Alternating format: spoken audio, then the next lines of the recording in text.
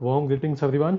I hope you all are doing fine, taking very good care of your mind, body, and soul. शुरू करते हैं एक नई series जो है पेपर 4 के बारे में. Paper 4 which is ethics paper 4 in your MPPSC examination, है ना. तो ये एक नई सीरीज हम शुरू करते हैं जिसका ये पहला लेसन लेक्चर जो भी आपको बोलना है. तो ये पहला लेक्चर और लेसन है सीरीज का. और आज जो हम चीज़ देखने वाले हैं वो आपके सामने है. ये है आज का आउटलाइन इस वीडियो का. ठीक. तो क्या क्या हमको देखना है, आज हम देखेंगे कि कंटेंट जो है इसका. कंटेंट से मेरा मतलब इसके अंदर क्या क्या चीज़ें हैं वो हम देखेंगे. इसके बाद क्वेश्चंस जो है उनका ब्रेकअप, कितने नंबर के कितने सारे क्वेश्चंस, ये सारी चीज़ें हमको देखना है. उसके बाद फिर हम बात करेंगे सोर्सेस की. नेक्स्ट द स्ट्रैटेजी और approach that we need to follow. एक और चीज़ जो हम आंसर करेंगे या जिसके बारे में एक पासिंग रेफरेंस देंगे वो सिलेबस चेंज और उसका इम्पैक्ट पेपर 4 के ऊपर क्या हुआ है, कैसे चेंज हुआ है, कंटेंट में क्या चेंज है, टाइप्स ऑफ क्वेश्चंस में क्या चेंज है, इसके बारे में हम बात करेंगे. एंड एट द लास्ट, ये मैंने इसको आखिरी में इसलिए रखा है क्योंकि ये जो है बड़ा इंपॉर्टेंट क्वेश्चन है. इसको एड्रेस करना बहुत इंपॉर्टेंट है. ठीक. तो जो सबसे पहले है ये पेपर 4, देखो कॉमन लैंग्वेज में इसको हम बोलते हैं एथिक्स पेपर. लेकिन अगर आप एमपीपीएससी उठा के देखोगे जो आपको वो सिलेबस देता है तो आपको एक उसका बड़ा लंबा सा नाम मिलेगा. ठीक है, वो उसका नाम क्या है और कंटेंट, ये दोनों चीज़ें अब हम देखते हैं. Now, as you can see, the name of this is the syllabus as given by the MPPSC. So the name of the paper, which is fourth paper, is Philosophy, Psychology, and Public Administration, and it has a total of 5 units. जैसे कि आपके बाकी papers में भी है, apart from paper 3, इसमें 5 units हैं. ठीक. अगली इम्पोर्टेंट बात, अब 5 यूनिट्स कौन सी हैं क्या हैं उसके बारे में हम आएंगे बाद में. पर जो अगले जो हम चीज़ जो हम जिसके बारे में बात कर लेते हैं. अच्छा, चलो शुरू करते हैं हम इससे. जो इस पेपर का नाम है, नाम क्या है, philosophy, psychology and public administration. Clear. Okay. Now, so as you can see, the name of the paper is, sorry, the name of the paper is philosophy, psychology, and public administration. Now, this very clearly tells us that this paper 4 is not from one discipline or one subject. Rather, it is a combination of these 3 subjects: philosophy, psychology, and public administration. Out of all, out of these three, the most important, or most important in terms of the uh, the conceptual clarity that you need upon first, and second, clarity or weightage, importance in terms of the marks that this particular paper or the topics from this element carries in the total marks. Clear. तो उसके हिसाब से जो है ये 3 आपके paper के 3 part हैं, फिलोसफी, साइकोलॉजी और पब्लिक एडमिनिस्ट्रेशन. अच्छा, आप अब देखो ये कि जो आपका पहला जो पार्ट है, या सॉरी पहला जो यूनिट है, वो है philosophers, thinkers and social reformers. तो ये जो यूनिट है ये आपका किसका पार्ट है, फिलोसफी का पार्ट है, जिसके अंदर हमको बेसिकली थिंकर्स के बारे में बात करना है. ठीक. और फिर जब हम बात करेंगे आपका, अच्छा साथ ही साथ अभी हम यहाँ पे बात कर लेते हैं जो सिलेबस चेंज का जो हमने बात किया था. ठीक. अभी सिलेबस चेंज के अंदर जो हमको चीज़ देखना, जो सिलेबस चेंज हुआ है उसमें चेंज ये है कि आपका जो फिलोसफिकल जो पार्ट है, मतलब जो यूनिट 1 है, philosophers, thinkers and social reformers, तो इसमें आपके कुछ 17-18 थिंकर्स हैं. अभी थोड़ा सा इन्होंने क्या किया है, इसमें रीफिटिंग किया है. आपका कमीशन ने क्या किया है वो, कि कुछ थिंकर्स जो हैं इसमें नए जोड़ दिए हैं और कुछ थिंकर्स यहाँ से उठा के, यहाँ से कहाँ से, मतलब पुराना जो अभी तक चला आ रहा था पेपर, सिलेबस। उसमें से कुछ थिंकर्स जो हैं उन्होंने उठा के आपके पेपर 2 के अंदर डाल दिए हैं, और कुछ थिंकर्स जो हैं उन्होंने नए ऐड किए हैं। जैसे फॉर एग्जांपल ये सोक्रेटिस जो है, एक नए थिंकर ऐड हुए हैं। आपके महर्षि अरविंद, ये एक नए थिंकर ऐड हुए हैं। आचार्य शंकर चारवाक, ये कुछ नए थिंकर्स ऐड हुए हैं। और महात्मा गांधी, भीमराव अंबेडकर, ऐसे कुछ थिंकर्स जो हैं वो वहाँ पे आपका पेपर 2 का पार्ट ए के अंदर, जो यूनिट 3 या 4 है, उसमें ट्रांसफर कर दिए गए हैं पॉलिटिकल थिंकर्स के अंदर। ठीक, तो this is the philosophical part of your paper. Now the psychological part, or those portions in your paper 4 ethics paper which come from the discipline of psychology, these are the most important is this EI part, emotional intelligence, EI. This is very much the core area or subject of psychology. एक और चीज जो add हुई है, जो पहले नहीं था, वो है आपका इंडिविजुअल डिफरेंसेस, जो आपको यहाँ पे सिलेबस में दिख रहा है EI के नीचे। ठीक है, ये इंडिविजुअल डिफरेंसेस बड़ा इंटरेस्टिंग, बहुत ही इंटरेस्टिंग टॉपिक है, मजा आएगा इसको पढ़ने में। ठीक, और कुछ हद तक जो है ह्यूमन नीड्स एंड मोटिवेशन, कुछ हद तक इसको भी हम इंक्लूड कर सकते हैं under psychology, needs and motivation. ये भी आपका साइकोलॉजी का पोर्शन जो है वो है। ठीक, इसके अलावा फिर जो है आपका जो पब्लिक एडमिनिस्ट्रेशन का पोर्शन है, वो सारा इसके अलावा जो बचा हुआ आपका सिलेबस है, नीचे से अगर शुरू करें तो केस स्टडीज, करप्शन का chapter, ethics and values in public administration, aptitude, attitude, ये सारी चीज़ें जो है वो एडमिनिस्ट्रेशन का पार्ट है। अच्छा, एक और इम्पॉर्टेंट, एटीट्यूड और एप्टीट्यूड, ये भी आप जो है, ये भी एटीट्यूड और एप्टीट्यूड, इसको भी हम इंक्लूड कर सकते हैं साइकोलॉजी के अंदर, एटीट्यूड और एप्टीट्यूड को। ठीक, पर ये हम पब्लिक एडमिनिस्ट्रेशन के भी अंदर इंक्लूड करेंगे एटीट्यूड और एप्टीट्यूड को, क्योंकि हमको केवल एटीट्यूड और एप्टीट्यूड के बारे में नहीं पढ़ना है, we also need to look into these concept from the point of view of public administration, that is in the administration, or for a public administrator, what should be the kind of attitude that he shall carry, and what types of aptitudes, skills he needs to have. तो दोनों के अंदर हम इसको आप रख सकते हो, ये वाले जो चैप्टर्स हैं, एप्टीट्यूड और एटीट्यूड। तो ये हो गए आपके सारे चैप्टर्स। ठीक, अच्छा, अब यहीं पे अगर हम बात, सिलेबस चेंज के बारे में बात किया था। ठीक है, अब ये जो सिलेबस चेंज जो हमको देखना है, उसके बारे में अगर हम बात करें, the change of syllabus, now there, सबसे पहले सबसे इम्पॉर्टेंट बात जो है वो आपको जो बता दूं मैं, कि there is no change as far as the content is concerned, that is before and after, before the change and after the change, there is virtually no change. Why? जैसे मैंने अभी आपको बताया कि थिंकर्स में जो है वो बहुत ही माइनर मॉडिफिकेशन है, एक दो थिंकर्स ऊपर नीचे किए गए हैं। ठीक है, मतलब ऐसा नहीं है कि पुराने जो थिंकर्स थे वो आपको नहीं पढ़ना है, बल्कि एडिशन ही है, वो पुराने कुछ थिंकर्स शिफ्ट कर दिए गए हैं आपके पेपर 2 के अंदर। ठीक है, तो आपके कुछ थिंकर्स जुड़ गए हैं, तो इसलिए मैं इसको बहुत ही माइनर चेंज कह रहा हूँ। और एक और जो आपका एडिशन जो आपको देखने को मिलता है, वो है ये एक नया टॉपिक साइकोलॉजी का जोड़ा है, वो है इंडिविजुअल डिफरेंसेस, जो पहले नहीं था। ठीक, तो ये हो गया हमारा सिलेबस चेंज को हमने के बारे में हमने बात अभी कर ली। ठीक है, नेक्स्ट थिंग जो हम देख रहे हैं, अब देखते हैं हम कंटेंट के बारे में, कंटेंट के बारे में थोड़ी सी हम चर्चा कर लेते हैं। क्लियर? तो जो कंटेंट है, अच्छा, सिलेबस चेंज में एक और चीज़ जो है वो ये है कि पहले क्या करता था,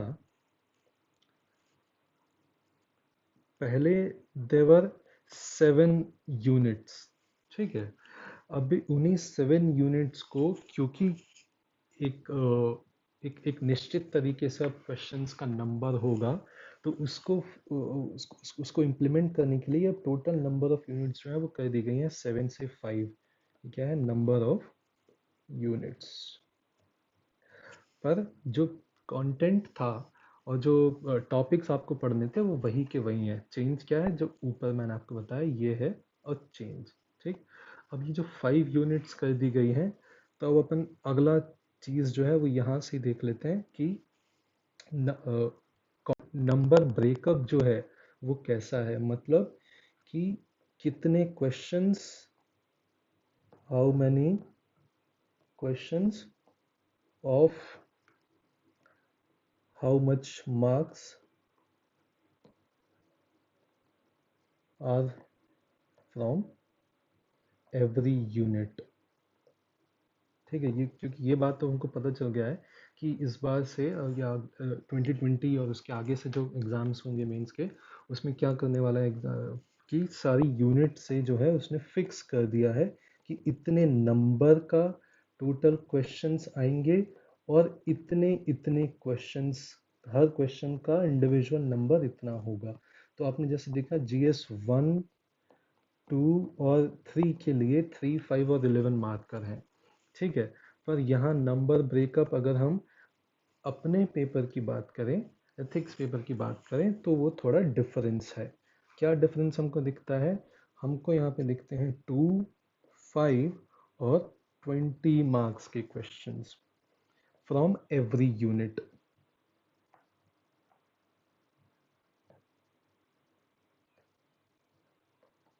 ठीक।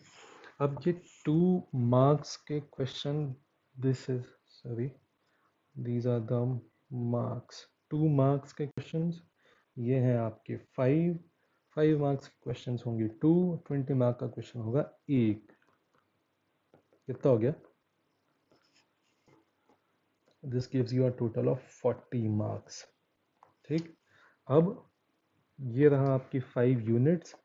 Each unit will carry 40 marks. This means your ethics paper 4 in your mains examination carries a total of 200 marks, which are distributed in this manner. Every unit will carry 5 marks. Now this unit, this the last unit, which is the case study. Clear? So now this case study unit, this unit in the previous scheme of things, इसमें कुछ अलग प्रकार से number breakup था। पहले जो है आपके पास 30 और 35, मतलब 65 नंबर की केस स्टडी आती थी। 2 case studies, one of 30 marks and second of 35 marks. अब ऑब्वियसली हमने जैसे देखा कि अब तो हर यूनिट का वेटेज जो है वो फिक्स्ड है, विच इज़ व्हाट, 40 नंबर्स। तो केस स्टडी में भी जो अब केस स्टडी जिस तरीके से आएंगी वो कैसे आएंगी नाउ, वो ये है कि अभी भी आपके पास 2 केस स्टडी होंगी, फर्स्ट एंड सेकेंड, और दोनों का वेटेज होगा 20 each. This is how case studies will look like. What are case studies and all, वो हम आगे बात करेंगे उसके बारे में। ठीक। तो ये हमने एड्रेस कर लिए हैं कौन कौन से एस्पेक्ट्स आज के। हमने देख लिया है कंटेंट। अभी कंटेंट के बारे में एक ऊपर से थोड़ा हम निगाह डालते हैं। नंबर ब्रेकअप हमने देख लिया है। हमने देख लिया है द सिलेबस चेंज, किस तरीके से चेंज हुआ है। तो अभी वापस से टू सम अप थिंग्स, कि सिलेबस में कोई जो है वो मेजर चेंज नहीं है। No major change. Clear? Only minor change. The change किस बारे में है? In the manner in which questions will be asked. Number of questions and their marks. इस चीज में हमको चेंज दिख रहा है। ठीक। Okay. Next is now let us look into the next topic, or the next thing जो आज हमको देखना है वो है sources, right? Now, let me tell you that the sources or the content that you would be provided would be more than sufficient. आपको इसके ज़्यादा देखने की ज़रूरत ये एग्ज़ाम के लिए तो नहीं है. But for people who have an interest or intent or time, you can refer to the following sources. The first important source is fourth, 10th reports of Second Administrative Reforms Commission. ठीक, this is the most important source that you can refer. और इसमें भी जो है fourth और tenth report, जैसे fourth जो report है उस रिपोर्ट का नाम है ethics in governance. Clear. Tenth report जो है deals with personal, not personal, administration. अब ये रिपोर्ट जो है वो पढ़नी कैसे है, it will not be possible for you, और even if it is then it is not recommended for this examination. It is what I would recommend is that you go through two things, that you go through the introduction and the recommendations of these two reports, the fourth and the 10th report. How these reports look like, where you can get these from, I'll tell you. See, this is Google second ARC, Second Administrative Reforms Commission. You'll get an official link, and this is how this looks like. The second ARC reports are, कितनी reports आपको दिख रही हैं, काफ़ी सारी reports हैं, सारी बहुत अच्छी हैं, बहुत इंपॉर्टेंट है. But examination point of view से आपको इम्पॉर्टेंट है. जैसे ये fourth report ethics and governance, देखो अगर आप इसको खोलोगे, ethics and governance, now you can either download it or you can read it on the screen if you're comfortable. If you're not comfortable, then you can take the prints of this and then have a look. तो अब इसमें जो मैंने आपको बोला कि आपको क्या पढ़ना है, आपको पढ़ना है इंट्रोडक्शन, और जो रिकमेंडेशंस हैं वो आपको पढ़नी है. अब जैसे आप देखो कि आपको यहाँ पे एक टॉपिक दिखेगा, चैप्टर 1 दिख रहा है आपको इंट्रोडक्शन, और ये रहा आपके लास्ट जो चैप्टर 9 है वो है, सॉरी, चैप्टर 9 के बाद आखिरी में आपको दिख रहा है समरी ऑफ रिकमेंडेशंस. ठीक है, तो ये जो है आपका समरी ऑफ रिकमेंडेशंस और आपका इंट्रोडक्शन, ये आप दो चीज़ों का, किसका किसका, आपका फोर्थ रिपोर्ट और 10th रिपोर्ट. अच्छा, एक और चीज़, वन मोर थिंग, आप एक और चीज़, एक और रिपोर्ट भी आप पढ़ सकते हो. वो है this report number 12, citizen centric administration. Okay, what is that? Citizen centric administration. So you can read 4th, 10th and 12th reports. 4th, 10th and 12th. Fourth is, this is the fourth report, ethics and governance, and 10th report is this, refurbishing personal administration, and 12th is citizen centric administration. और इन report का जो है आपको इन reports का introduction और recommendations पढ़नी है. ठीक, ओके. नाउ नेक्स्ट थिंग, अच्छा हम एक बार वो देख लेते हैं कंटेंट के बारे में, आपको एक ब्रॉड आइडिया हम देते हैं. The contents of the paper. See, जो 5 जो यूनिट्स हैं आपके पेपर में, वो कौन सी यूनिट्स हैं? First is the philosophers, thinkers and social reformers. इसमें आपके 17-18 थिंकर्स हैं, इनके बारे में हमको जानना है. ये थिंकर्स की फिलॉसफी क्या थी, उन्होंने क्या बोला, है ना, इनके बेसिक आइडियाज़, अलग अलग लेवल्स पे, सोशल लेवल पे उन्होंने क्या बोला, रिलीजियस रिफॉर्म्स क्या किए, एट्सेट्रा एट्सेट्रा. हम इन थिंकर्स को जिस तरीके से पढ़ेंगे वो कैसा है कि हम इनको ग्रुप्स में देखेंगे, जिससे हमको आसान होगा, क्योंकि बहुत सारे थिंकर्स जो हैं वो एक टाइम फ्रेम के हैं या फिर एक फिलोसफिकल बेंट ऑफ माइंड के हैं। कुछ थिंकर्स जैसे आपको दिख रहा है Socrates, Plato and Aristotle, these are Greek thinkers या वेस्टर्न थिंकर्स। और इसके अलावा जो बाकी हैं वो सारे हमारे डोमेस्टिक या इंडियन थिंकर्स हैं। और ये कौन है? These are thinkers and social reformers. ठीक, तो मैं से इनको ग्रुप्स में देख के और इंडिविजुअली देखेंगे हम इन थिंकर्स को। उसके बाद जो है यूनिट 2, पहले क्या हुआ करता था, एटीट्यूड, एप्टीट्यूड और ईआई अलग अलग यूनिट्स थे, इन तीनों यूनिट्स को मर्ज करके एक यूनिट में डाल दिया गया है। ठीक, next is human needs and motivation, और इसके अंदर है ethics and values in public administration, कि क्या है, किस तरीके की वैल्यूज हमको दिखनी चाहिए एथिक्स के, जो पब्लिक एडमिनिस्ट्रेटर है या सिविल सर्वेंट है, तो हमें कैसे लोग चाहिए हैं, हमें किस प्रकार के सिविल सर्वेंट्स चाहिए। अच्छा, आपको दिखता है तो हमें वैसा सिविल सर्वेंट चाहिए है जिसने कि कोविड आने से पहले, जैसे नंदूरबाग का एक कलेक्टर, जिन्होंने पिछले साल ही अक्टूबर में अपने यहाँ मेडिकल प्लांट्स लगवा लिए थे। ठीक है, तो हमें ऐसी वैल्यू चाहिए एक सिविल सर्वेंट के अंदर, या ऐसी वैल्यू जो कि हमको अभी कुछ दिनों पहले ही दिखा कि एक डिस्ट्रिक्ट कलेक्टर ने एक आदमी का फ़ोन लेके उससे छीना और उसका फ़ोन फेंक दिया और उसको थप्पड़ मारा, अल्टीमेटली उसको सॉरी करना पड़ा। या फिर वो त्रिपुरा का डीएम के बारे में हमने सुना। तो ये जो है, ये एग्जाम्पल्स जो हैं वो क्या रिफ्लेक्ट करते हैं कि ये तीन अलग अलग इंडिविजुअल्स, इन तीन अलग अलग इंडिविजुअल्स की अलग अलग वैल्यूज़, जिन वैल्यूज़ के बेसिस पे इन्होंने डिसीजन लिया, या जिन वैल्यूज़ के बेसिस पे ये अपनी एडमिनिस्ट्रेटिव पावर का क्या करते हैं, यूज़ करते हैं। ठीक, next is corruption, very relevant topic, आप सब जानते हो, आप सब करते हो, हम सब करते हैं, this is corruption. And last is the case studies. Case studies क्या है? यू विल बी, जैसे आपने ये एग्जांपल्स आजकल आप जो देख रहे हो, ठीक है, what this pandemic has shown to us is, बहुत अच्छी चीज़ हुई है ना, मतलब इसने हमको आईना दिखाया है।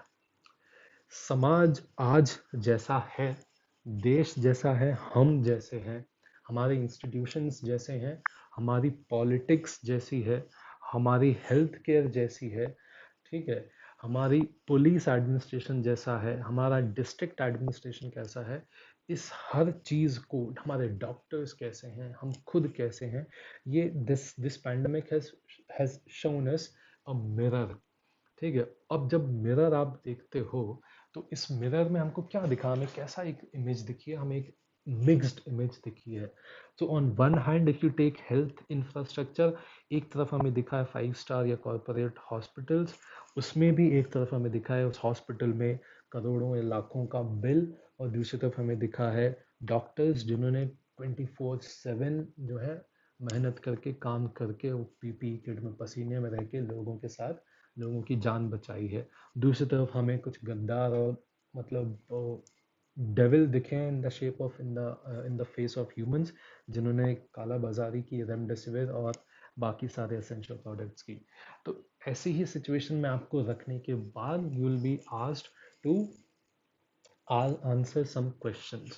This is the meaning of case study.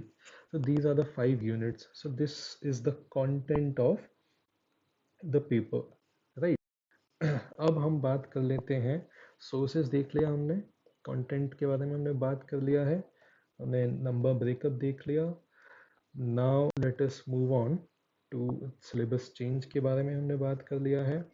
Now let us move on to the strategy or approach that we need to follow, we should follow, and we in our lectures will follow, and then we'll answer why aspect, right? Okay, now see this paper, paper 4, and that पिछले कई सालों से जिस तरीके से इसमें questions पूछे जा रहे हैं, ठीक है, उनका नेचर जो है वो जीएस, बाकी जीएस के पेपर्स से जो है वो थोड़ा अलग है। स्ट्रैटेजी,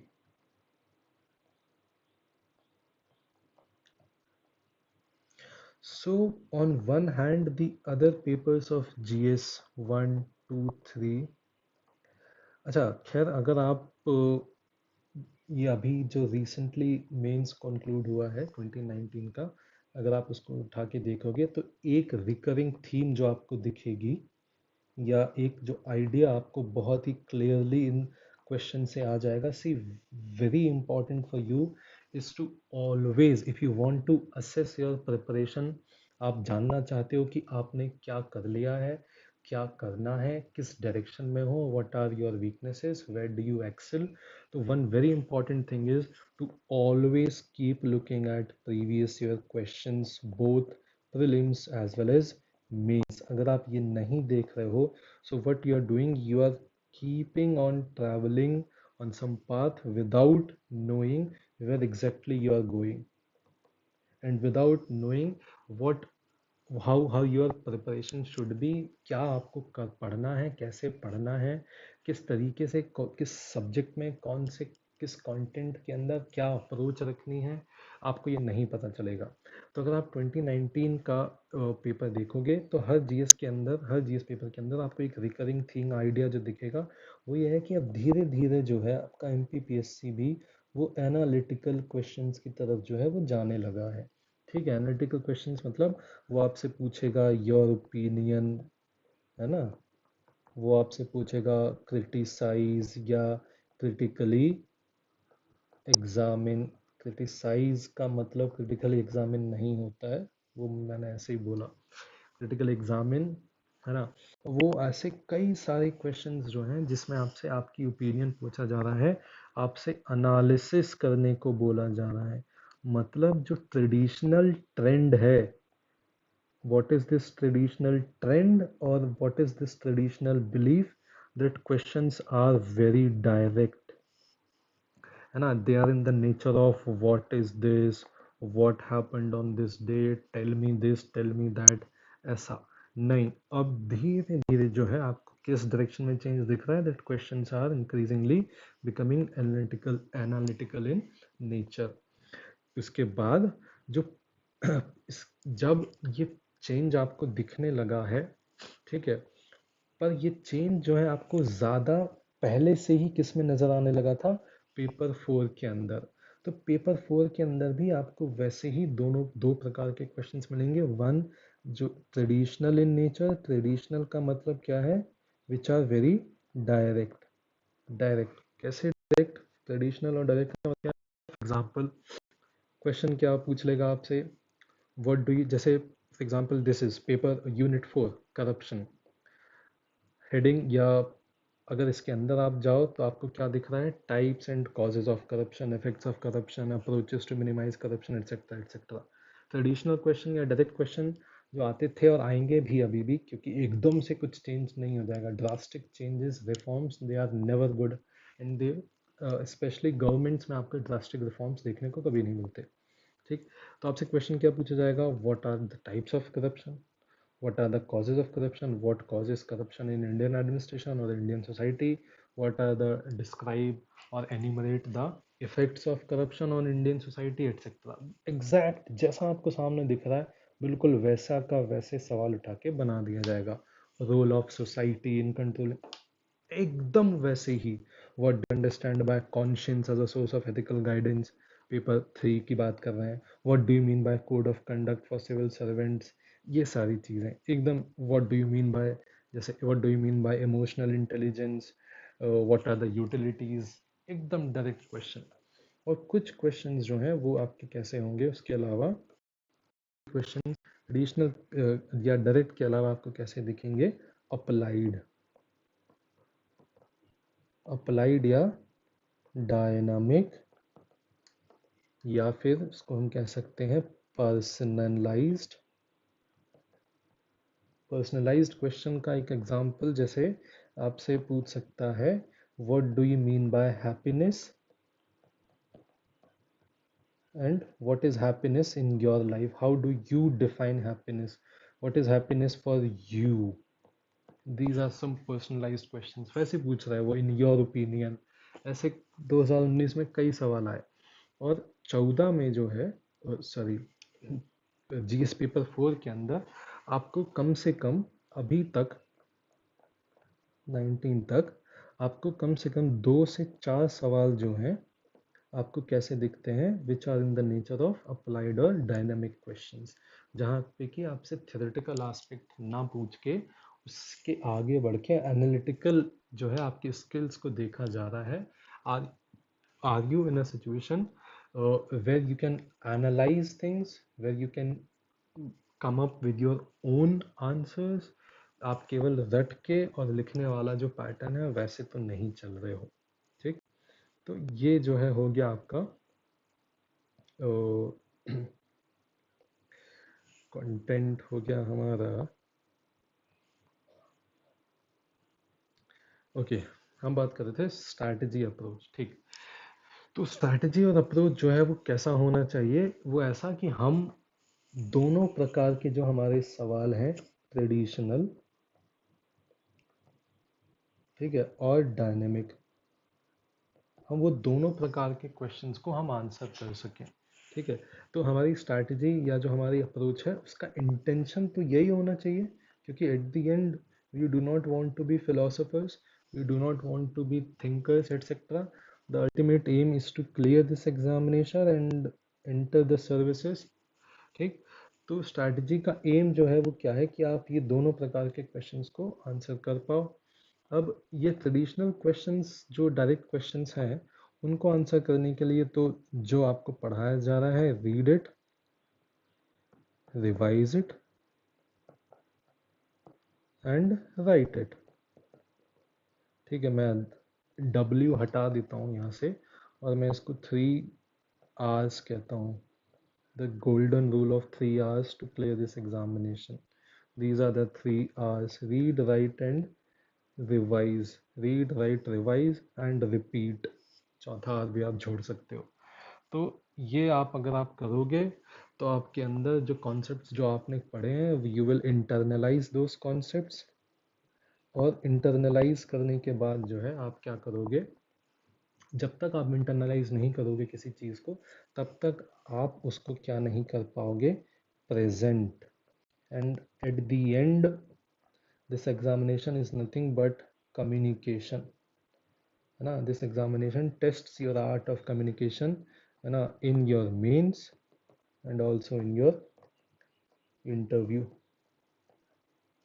सो जब तक आपने कोई चीज़ पढ़ी है, जब तक आपने उसको आत्मसात नहीं कर लिया है, तब तक आप उसको सामने वाले को समझा नहीं पाओगे, ना ही रिटर्न फॉर्म में और ना ही ओरल फॉर्म में। ठीक है, तो अगर आप चाहते हो कि आपका कम्युनिकेशन बेहतर हो, तो इसलिए आपको रिवाइज करना बहुत ज़रूरी है। जितना बोला जाए उतनी अहमियत कम है। और जो है राइटिंग, वो ऑब्वियसली इम्पॉर्टेंट है, क्योंकि आपको तभी पता चलेगा कि आप गलतियाँ क्या कर रहे हो। ठीक, ओके। डायनामिक की बात करते हैं। जो स्ट्रैटेजी जो हम देख रहे हैं कि हम डायनामिक और जो अप्लाइड क्वेश्चंस हैं उनको हम कैसे डील करेंगे। ठीक है, तो उनको डील करने के लिए ही जो मैंने आपको सोर्सेस बताए हैं, ठीक है, वो आप सोर्सेस को जो आप रेफर करोगे, मतलब आप फोर्थ रिपोर्ट, अब आप अगर कुछ भी नहीं कर पा रहे हो तो बेर मिनिमम अगर आपने फोर्थ यासी या फोर्थ रिपोर्ट पढ़ ली सेकेंड यासी की, उसका भी इंट्रो और रिकमेंडेशंस प्लस आप जो है मतलब you will need to be a thinking man to be able to attempt these dynamic questions. मतलब काम केवल ऐसे नहीं चलेगा कि आपने केवल रटी हुई हैं चीज़ें और आप जाके वहाँ पे लिख के आ जाओ। नहीं, कुछ कोट बेस्ड क्वेश्चंस हैं। ठीक है, आपको एक पर्टिकुलर कोट दिया हुआ है, उस कोट को इंटरप्रेट करके किसी पर्टिकुलर कॉन्टेक्स्ट में या इन जनरल आपको लिखना है। इसकी प्रैक्टिस करना, इसको ये आप एकदम से नहीं कर पाओगे। तो इसके लिए you'll have to develop a temperament, you'll have to develop a state of mind which will come only by way of practice। तो इस प्रैक्टिस को करने का मतलब क्या है, और ये प्रैक्टिस आप कैसे करोगे? आप प्रैक्टिस ऐसे करोगे कि आप जो करंट अफेयर्स आप पढ़ रहे हो, जब आप अखबार पढ़ रहे हो, जब आप इन जनरल आप अपनी टेबल कुर्सी पे बैठ के पढ़ रहे हो, कुछ चीज़ें कर रहे हो, तो you need to reflect upon things. Reflection is very important. Reflection मतलब आपको सोचना है चीज़ों के बारे में। ठीक है, और you need to read such type of content जो आपको रिफ्लेक्शन करने पे या रिफ्लेक्ट करने पे मजबूर करेगा। ठीक है। तो in your spare time rather than doing something else it would be better if you read something जो कि आपको एडमिनिस्ट्रेशन के बारे में या इन जनरल फिलॉसफी के बारे में बेहतर चीज़ें बताए। ठीक है। तो आप ऐसी बुक्स, ऐसे आर्टिकल्स, इन चीज़ों को आप रेफर कर सकते हो। This will give you more insight, आपको दूसरों से जानने को मिलेगा, समझने मिलेगा। तो आप ऐसी चीज़ें जो है रेफर करोगे तो आपका दिमाग जो है वो खुलेगा और आप डायनेमिक क्वेश्चंस को एड्रेस कर पाओगे। ठीक। Now let us come to this the last thing which is the why aspect. This is the why aspect, why this paper. Why this paper का मतलब क्या है कि जब सिलेबस चेंज हुआ था पिछली दफ़े, तो एक नया subject was introduced which was GS paper 4. Why this GS paper 4 was introduced? Because over the years various committees and commissions वो बने थे अपॉन एडमिनिस्ट्रेटिव रिफॉर्म्स। जैसे हमने अभी देखा कि एक सेकेंड ARC बना था। ठीक है। और स्टेट लेवल पे भी ऐसे कई कमिटीज़ कमीशंस बने जिनका काम था कि जो एडमिनिस्ट्रेशन है वो क्यों कमज़ोर हो रहा है, उसमें क्या प्रॉब्लम्स हैं, उसके अलग अलग पहलुओं पे उसके बारे में चर्चा करना, डिबेट, मतलब लोग स्टेक होल्डर्स से जो है कंसल्टेशंस करना, और फिर जो है कुछ रिकमेंडेशंस देना कि हम कैसे इस एडमिनिस्ट्रेशन के इस हिस्से को या इन जनरल हम कैसे इम्प्रूव कर सकते हैं। ठीक है। तो over a period of time ये देखा जा रहा था कि जो जो आपके कमीशंस हैं जो कि रिक्रूटमेंट के लिए ज़िम्मेदार हैं, यूपीएससी हो गया स्टेट लेवल पे, और स्टेट सेंट्रल लेवल पे एमपीपीएससी हो गया आपके अपने स्टेट लेवल पे। तो ये कमीशंस जो एग्ज़ाम ले रही हैं, ये लोग क्या कर रही हैं, that able to they are able to select people और those candidates who are intelligent. ठीक है। इंटेलिजेंट लोगों को तो हम सिलेक्ट कर पा रहे हैं, पर ऐसे लोग जो हैं उनको हम नहीं सिलेक्ट कर पा रहे हैं कि वो लोग जो कि ऑनेस्ट हों, वो लोग जो कि एथिकल हों। हम ऐसे लोगों को सिलेक्ट नहीं कर पा रहे हैं। ऐसा क्यों? क्योंकि हमने देखा कि इतने टाइम के बाद भी इंडियन एडमिनिस्ट्रेशन में जो है वो करप्शन ना तो ख़त्म हुआ, और रिडक्शन होने के भी हमारे पास कोई कंक्लूसिव प्रूफ जो है वो नहीं है। इसका बल्कि हमको उल्टा ही दिखता है। अगर आप जो है ट्रांसपेरेंसी इंटरनेशनल का करप्शन परसेप्शन इंडेक्स, एक इंडेक्स होता है, ठीक है, वो उठा के देखो तो इसमें आपको इंडिया की जो रैंकिंग है वो आपको नीचे जाती हुई दिखेगी। तो हमारे पास ये कोई प्रूफ नहीं है कि इंडियन एडमिनिस्ट्रेशन में जो एक बहुत बड़ी समस्या है, जो आपको एक चैप्टर भी है, करप्शन, वो कम हो रहा है। और वो करप्शन कम नहीं हो रहा, उसके पीछे रीज़न क्या है कि हम एथिकल और ऑनेस्ट लोगों को ला नहीं पा रहे हैं। तो इसके चलते जो है हमने क्या किया कि पहले यूपीएससी ने और फिर बाद में बाकी स्टेट्स ने उसको फॉलो करते हुए एक नया पेपर इंट्रोड्यूस कर दिया, जो कि था, जिसको हम जनरली क्या बोलते हैं, एथिक्स का पेपर। बाकी जीएस के जो पेपर्स हैं आपके, वो क्या चेक कर रहे हैं, they are checking your intellect, कि आप कितने बढ़िया रट सकते हो चीज़ें, समझ सकते हो और उनको प्रेजेंट कर सकते हो। ठीक है। मतलब आप कितने होशियार हो। और ये दिख रहा है कि आप होशियार तो हो, you are intelligent, okay, this is required. अगर हम ऐसे लोगों को एडमिनिस्ट्रेशन के अंदर रख लेंगे जो बहुत जल्दी से चीज़ें नहीं समझ पाते, तो उनका सल्यूशन वो जल्दी तरीके से नहीं कर पाएंगे, और ये हमारे समाज के लिए बहुत ज़रूरी है। कोविड के टाइम ने हमें बता दिया कि एफिशिएंट एडमिनिस्ट्रेशन अगर नहीं होगा, इंटेलिजेंट एडमिनिस्ट्रेशन नहीं होगा, तो जनता जो है वो क्या होगी, त्राहिमाम। ठीक है। तो एथिक्स का पेपर इंट्रोड्यूस किया गया ताकि इंटेलिजेंट लोग तो हैं ही, पर साथ ही साथ कैसे लोग भी हों, ऑनेस्ट भी हों, है ना, उनके अंदर कौन सी वैल्यू हो, इंटेग्रिटी की वैल्यू हो, ताकि जो हमारी गरीब जनसंख्या है, जो हमारे अंडर प्रिविलेज्ड हैं, है ना, जो हमारे रिसोर्सेस हैं, उनका ख्याल रखा जा सके। नहीं तो अगर ऑनेस्ट नहीं होंगे तो अंडर प्रिविलेज्ड की केयर कैसे होगी, और हमारे रिसोर्स का क्या होगा, वेस्टेज। इसीलिए जो है this paper, paper 4, GS paper 4 was introduced. आया समझ? So this is for the first lecture, जहाँ पे हमने क्या देखा कि हमने पेपर क्या है, इसका कंटेंट क्या है, सिलेबस में चेंज क्या हुआ, और स्ट्रैटेजी क्या होनी चाहिए, और सोर्सेस जो है वो क्या रेफर करने चाहिए हमको। तो ये हमने एक ओवरऑल जो है एक व्यू आज हमने पहले लेक्चर में लिया। अब जो हम नेक्स्ट जो हम शुरू करने वाले हैं आगे, अब हम अगला लेक्चर जो है वो हम शुरू करेंगे नई यूनिट से, वो है यूनिट 2। ठीक है, उस यूनिट 2 का पहला टॉपिक जो कि है attitude. So the next lecture, next video would be upon the attitude which is under unit 2 of your paper. Enjoy, have a good time, thank you.